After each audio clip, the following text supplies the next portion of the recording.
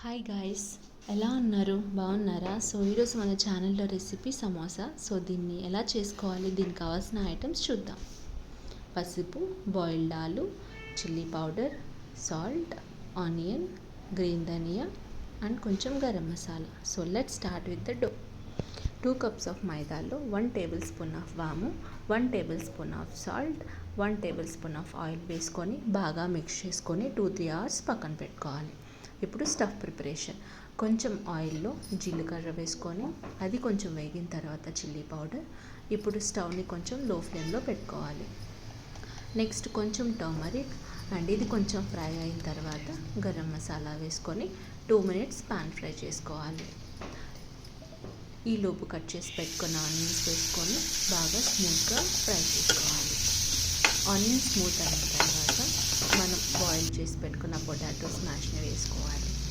ఈ స్మాష్ని 2 minutes fry చేసిన తర్వాత ధనియా అండ్ లాస్ట్లో చాట్ మసాలా వేసుకుంటే స్టఫ్ ప్రిపేర్ అయిపోతుంది. నెక్స్ట్ సమోసా డీప్ ఫ్రైకి ఆయిల్ పెట్టుకుందాం. సో మనం ఆల్రెడీ డో ప్రిపేర్ చేసుకున్నాం కదా, దాన్ని ఇలా రోల్ చేసి పెట్టుకొని మిడిల్లోకి ఇలా స్ప్లిట్ చేసి పెట్టుకుందాం. సో ఇలా స్ప్లిట్ చేసి పెట్టుకున్న తర్వాత ఈ సమోసాస్ని ఇలా ఫోల్డ్ చేసుకోవాలి. సో ఈరోజు నేను ఈ ఫోల్డింగ్ చేస్తున్నాను.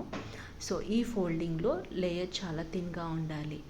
అండ్ మనం ఆల్రెడీ ప్రిపేర్ చేసుకున్న స్టఫ్ని ఇందులో పెట్టేసుకున్న తర్వాత ఎడ్జెస్ని వాటర్తో ట్యాప్ చేసుకుందాం సో దాట్ స్టఫ్ బయటికి రాకుండా ఉంటుంది. సో ఇలా ఆల్రెడీ నేను కొన్ని సమోసాస్ ప్రిపేర్ చేసి పెట్టుకున్నాను. సో వీటిని 1 బై 1 ఆయిల్లో డీప్ ఫ్రై చేసుకుందాం. ఇలా ఆయిల్ దగ్గర చాలా జాగ్రత్తగా ఉండండి. ఇలా డీప్ ఫ్రై అయిన సమోసాస్ని మనం 1 బై 1 తీసేసుకుందాం. సో ఇంతేనండి, చాలా సింపుల్. అండ్ మీరు కూడా ఇంట్లో ఒకసారి ట్రై చేయండి అండ్ మీకు ఎలా వచ్చిందో నాకు కమెంట్ చేయండి. అండ్ మీరు ఇంకా ఏమైనా రెసిపీస్ ఉంటే నాకు షేర్ చేయండి, నేను అవి ట్రై చేసి ఛానల్లో అప్లోడ్ చేస్తాను.